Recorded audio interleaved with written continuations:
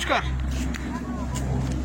মাস্কটা খুলেনি কারণ আশেপাশে কেউ নেই, তো কোনো অসুবিধা নেই, কিন্তু এইটুকুনি বলতে চাই যে আপনারা যদি জনবহুল এলাকায় থাকেন তবে মাস্কটা কিন্তু অবশ্যই পরবেন, কারণ কি করোনা আবার বাড়ছে চারিদিকে, ভয়টাও বাড়ছে। আর আপনারা যদি ভ্যাকসিনের জন্য এলিজিবল হয় তাহলে অবশ্যই ভ্যাকসিন আপনারা নিয়ে নিতে পারেন, কিন্তু চিকিৎসকের পরামর্শ নিয়ে। পরিস্থিতি কি এই নিয়ে আলোচনা করতে এসেছি। ইস্ট বেঙ্গল ক্লাবের জন্য পরিস্থিতি বিচার করতে গেলে না অনেক কিছু বিচার করতে হয়, যে আমরা কি অবস্থায় রয়েছি, আমরা কি চাই, আমরা সমর্থকরা নিজেদের কথা বলছি আর কি।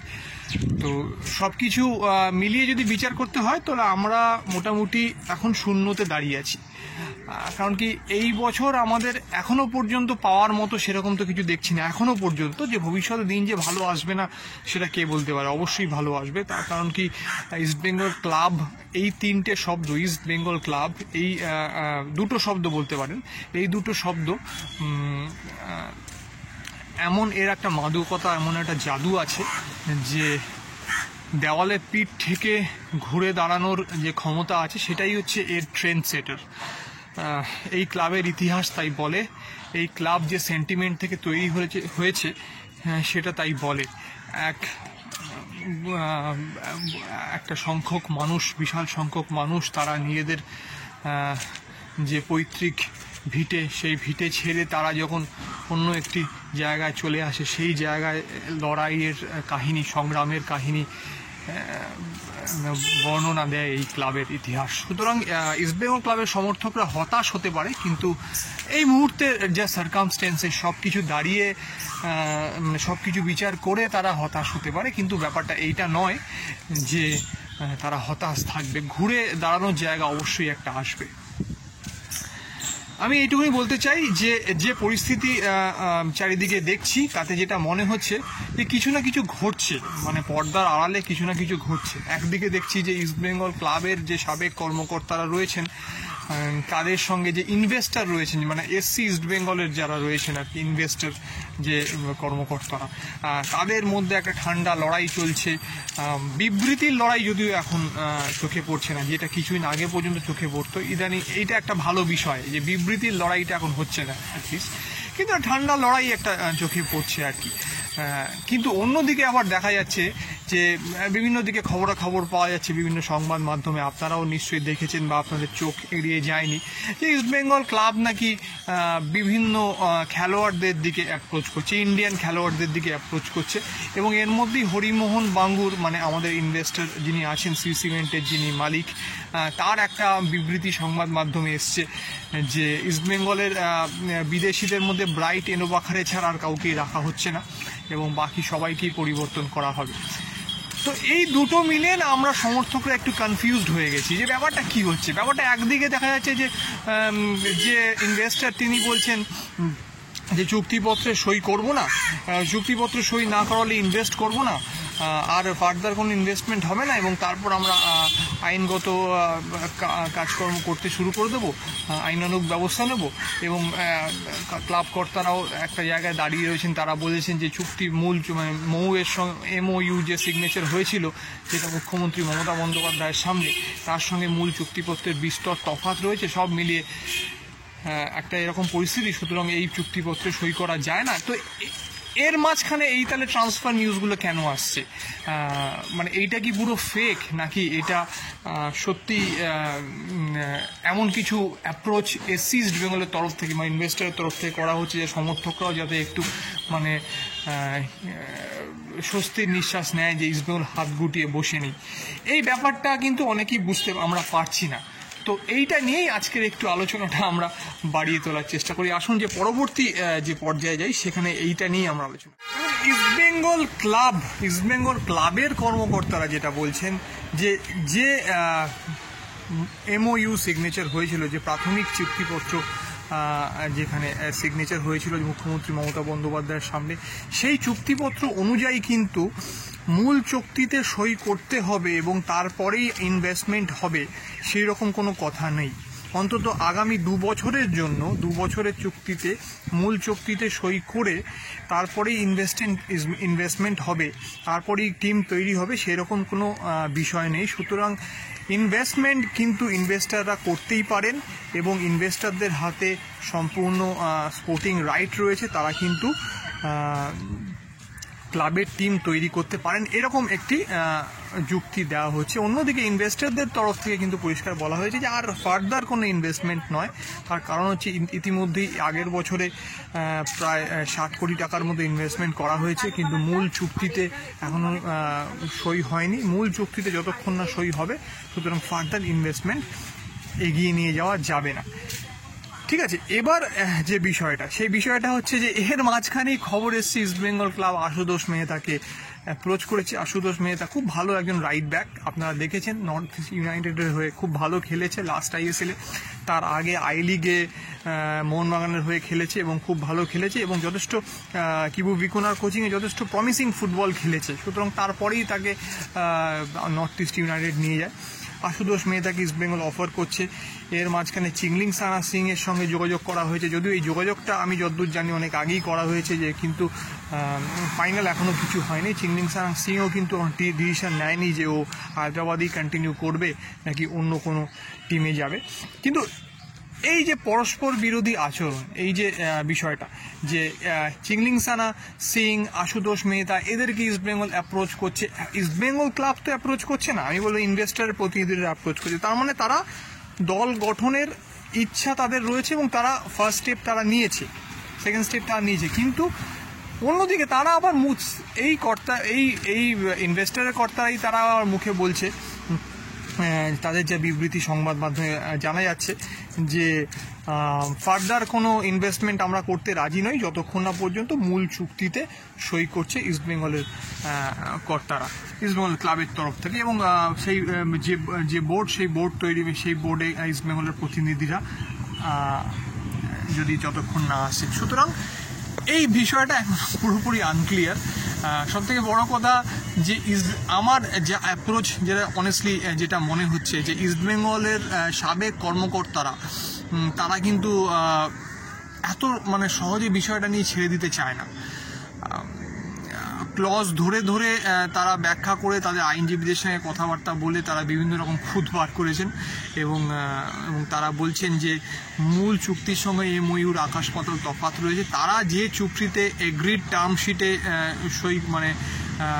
এগ্রিড টার্মশিটে তারা সই করেছিলেন, সেই এগ্রিড টার্মশিটের থেকে অনেক বেশি আলাদা ফাইনাল চুক্তিপত্র, ফাইনাল ডেফিনিটিভ এগ্রিমেন্ট তাদেরকে পাঠানো হয়েছে। সুতরাং এই ব্যাপারটা ধরে ধরে তাদেরকে তাদেরকে ব্যাখ্যা করতে হবে। সবথেকে বড় কথা যে এর মাঝখানে চিঠিও চলে এসছে, আপনারা জানেন, এবং সেখানে ইনভেস্টাররা বলতে চাইছেন যে আলটিমেটলি কি করতে চান আপনারা মূল চুক্তিতে সই করবেন নাকি আলটিমেটলি এখানেই আপনারা খেলা শেষ করে দেবেন এবং পরবর্তীকালে আইনানুগ ব্যবস্থা আমাদের নিতে হবে। তো তারা কি ইচ্ছা বেসিক্যালি সেটা জানতে চাওয়া হয়েছে। তো সেই চিঠির উত্তর আমি যতদূর জানি এখনও দেওয়া হয়নি, কিন্তু এখনও বিভিন্ন আইনজীবীদের সঙ্গে কথাবার্তা হচ্ছে। এর মাঝখানে ইস্ট বেঙ্গলের সিইও দেখা করে গিয়েছেন ক্লাবের কর্তাদের সঙ্গে। সুতরাং কোথাও না কোথাও একটা ট্রুস, একটা যুদ্ধবিরতি হয়তো হয়েছে, কিন্তু যে মূল বিষয়টা, সেই মূল বিষয়টা কিন্তু এখনো অ্যাড্রেস করা যায়নি যে আলটিমেটলি যে কি হবে, তার সমস্যার সমাধানটা কোন দিকে যাবে সেটা কিন্তু এখনো পরিষ্কার নয়।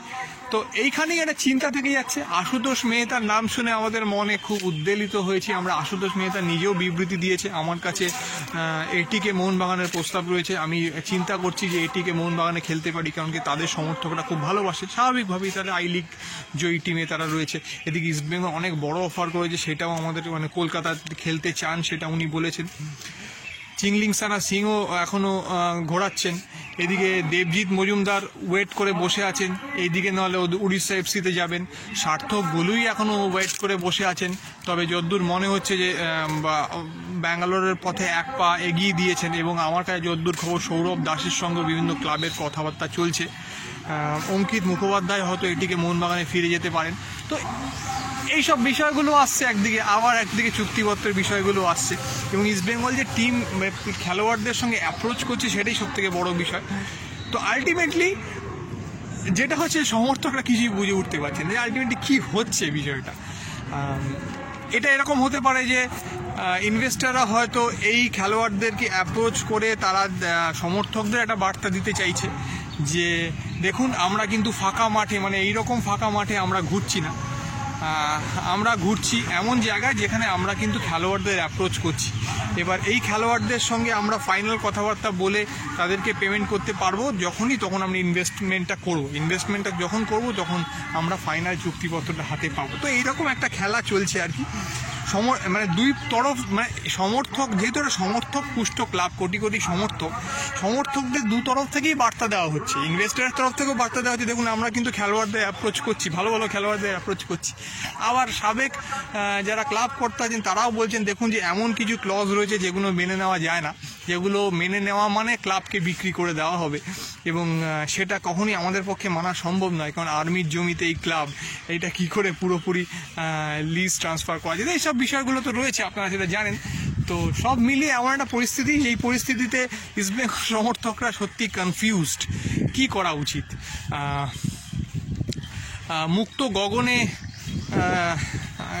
স্বস্তির নিঃশ্বাস তো ফেলা যাচ্ছে না, কিন্তু আলটিমেটলি সেটা হচ্ছে যে কোনো কনক্লুশনেও পৌঁছানো যাচ্ছে না। কি করবেন এই মুহূর্তে না করবেন সেটা সত্যি বলা খুব মুশকিল। তবে যতদিন লাগে বা যত তাড়াতাড়ি সম্ভব যে এই সমস্যাটা যদি সমাধান হয়ে যায়, আমার মনে হয় যে কোটি কোটি সমর্থকদের জন্য, যা এই ভোটের সময় যদি আমি বলি যে কোটি কোটি একটা ভোট ব্যাংকের জন্য কিন্তু এটা খুব ভালো মানে বিষয় হবে। যাই হোক, সমস্ত রাজনৈতিক দলই নিশ্চয়ই বিষয়টা দেখছেন এবং তারা নিশ্চয়ই বিষয়টা সমাধান করতে পরবর্তীকালে আর কিছু দিন পরে হয়তো যখন ভোটটা শেষ হবে তারা নিশ্চয়ই এগিয়ে আসবেন বলে আমার। আরও একটা কথা বলি, এটা কিন্তু এপ্রিল মাস চলছে, এপ্রিল মাসের মাঝামাঝি সময়, এরপরে হচ্ছে মে মাস, আর সমস্ত ফুটবলারদের চুক্তি, ভারতীয় ফুটবলারদের চুক্তি মে মাসের মাঝামাঝি সময় 20-22 তারিখের মধ্যে শেষ হয়ে যাচ্ছে, মানে যেসব ফুটবলারদের চুক্তি শেষ হবে তাদের ক্লাবের সঙ্গে। সুতরাং আর 1 মাস মতো সময় রয়েছে ইস্টবেঙ্গল ক্লাব এবং তাদের কর্মকর্তাদের, মানে ইস্টবেঙ্গল ক্লাবের ইনভেস্টর এবং তাদের কর্মকর্তাদের, মানে ইনভেস্টর এবং সাবেক কর্মকর্তাদের মধ্যে এই বিরোধটা মিটিয়ে ফেলে। ইতিমধ্যেই আপনারা জানেন যে হরিমোহন বাঙ্গুরেরও একটা স্টেটমেন্ট আপনারা নিশ্চয়ই জানেন, সেখানে উনি বলেছেন যে মার্চ মাসের মধ্যে যখন সমস্যার সমাধান হলো না, সুতরাং আমরা এপ্রিল মাস অবধি মানে এপ্রিল মাসটা আমরা দেখতেই পারি, তারপরে দরকার হলে যা করার করবো, সেরকম একটা স্টেটমেন্ট আপনারা জানেন সংবাদ মাধ্যমে বেরিয়েছে, নিশ্চয়ই আপনারা দেখেছেন, আমিও দেখেছি স্বাভাবিকভাবেই। সুতরাং মে মাস যখন পড়বে, মে মাসের মাঝামাঝি সময় কিন্তু যারা ফুটবলার রয়েছে, যাদের ফ্রি ট্রান্সফারে নেওয়া যাবে তাদের চুক্তিপত্র কিন্তু মে মাস পর্যন্ত রয়েছে, এবং ইস্টবেঙ্গলেরও প্রায় সমস্ত ফুটবলারের চুক্তি কিন্তু মে মাসের মানে মে মাসের মাঝামাঝি সময় পর্যন্ত রয়েছে। যেমন দেবজিৎ বলুন, নারায়ণ দাস বলুন, সার্থক বলুন, সৌরভ দাস বলুন, এরা সবাই কিন্তু ওয়েট করছে ইস্টবেঙ্গলের নির্বাচনের সময়। সুতরাং এই ধরনের প্রচার তো হবে, আর এখন তো আজকাল এই ধরনের ট্যাবলোতে প্রচার খুব হয় আর কি, মানে সেখানে হয়তো ট্যাবলোর মধ্যে কেউ নেই, কিন্তু একটা রেকর্ডেড ভার্সন চালিয়ে দেওয়া হয় নেতাদের। যাই হোক, এনিওয়েজ, তো এরকম হচ্ছে ব্যাপার যে সার্থক বলুন, সৌরভ বলুন, অঙ্কিত বলুন, আপনি তারপরে ধরুন আরও যারা আছে, বিকাশ জাইরু বলুন, সবারই মোটামুটি চুক্তি মে মাসের মাঝামাঝি সময় পর্যন্ত রয়েছে। আমার যে যতদূর ধারণা, যতদূর বিচার বুদ্ধিতে আমার মনে হচ্ছে যে ওরা হয়তো সবাই এপ্রিল মাসটা ওয়েট করছে, কারণ কি এপ্রিল মাসের পর থেকে কিন্তু এই ফুটবলাররা যাদেরকে ইস্টবেঙ্গল নিয়েছে তারা কিন্তু অন্যান্য ক্লাবে, যদি ফাইনালাইজ কিছু নয়, অন্যান্য ক্লাবে তারা চলে যেতে থাকবে, তারা আর ওয়েট করবে না। স্বাভাবিকভাবেই তাদের তো আর ক্যারিয়ারের প্রশ্ন রয়েছে। ইতিমধ্যে আপনারা জানেন কেভিন লোবোর বিষয়টা, কেভিন লোব ইস্টবেঙ্গলের সঙ্গে চুক্তি বাতিল করেছে।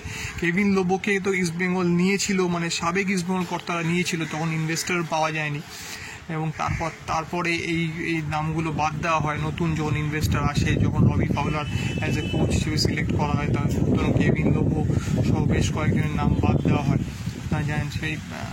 এবং তারপরে পরবর্তীকালে রবি ফাউলার বেশ কিছু ফুটবলারকে বাদ দিয়েছেন, যেমন ইরশাদ বলুন বা আরও বেশ কয়েকজন রাজু গাইকোয়াড় নয়,